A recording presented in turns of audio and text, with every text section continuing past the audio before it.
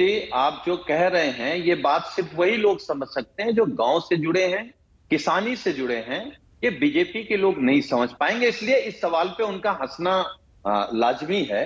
लेकिन मैं पूरे आपके 100 में अभी जो आता हूं ये महेश, आपको पूरा मौका जी दूंगा। अभी सुनील साजन से मैं कोई भी ऐसे ही ख्याली पुलाव पकाकर कोई सवाल कभी नहीं पूछता हूं। एक मिनट, सुनील साजन जारी रखिए। जी जी जी।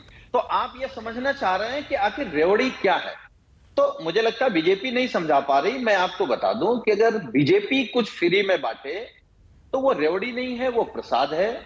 और दूसरे दल जो बीजेपी को हरा करके सरकार में आए हो, जहां बीजेपी की सरकार ना हो, वो अगर मुफ्त में शिक्षा दें, मुफ्त में पानी दें, तो वो सब रेवड़ी है।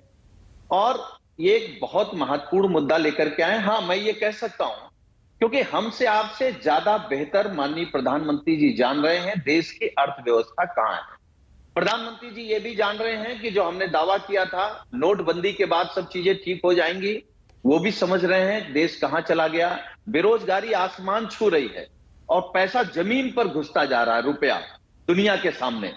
तो मुझे लगता है हमसे आपसे ज्यादा प्रधानमंत्री जी समझ रहे हैं कि देश किस तरफ जा रहा है। नहीं, समझ तो आप भी रहे हैं सुनील साजन। आप या अखिलेश यादव नहीं समझते हैं। अखिलेश यादव ये तो कहते हैं कि रेवड़ी बांटकर थैंक यू का अभियान चलाने वाले सत्ताधारी।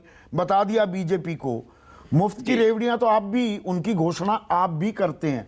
दरअसल ये सत्ता हथियाने का एक शॉर्टकट है क्या? नहीं, रेवड़ी बांटो और सत्ता ले लो, फिर देखेंगे।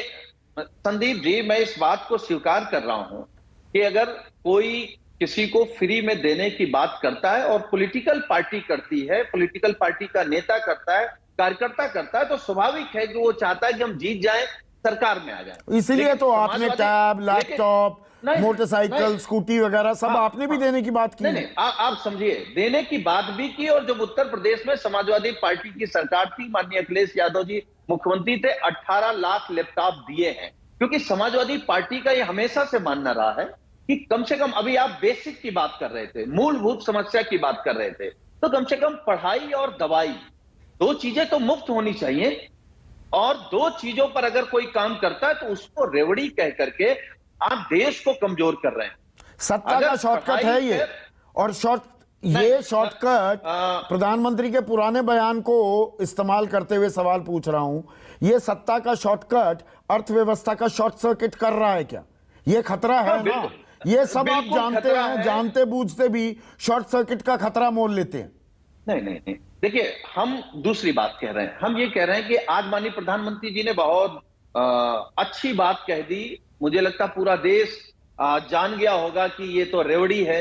लेकिन आप देखिए पूरे देश में, हम तो उत्तर प्रदेश में देखते हैं कि राशन बंटने के बाद धन्यवाद मोदी जी, जो कुछ भी बांट दीजिए सब में धन्यवाद मोदी जी। वो तो बीजेपी की बस नहीं चली, नहीं तो विजय माल्या, मेहुल चोकसी और नीरव मोदी, ये लोग भी होर्डिंग लगवा देते कि धन्यवाद मोदी जी, आपने कमवाया, कर्जा दिलवाया और भगाने में मदद कर दी।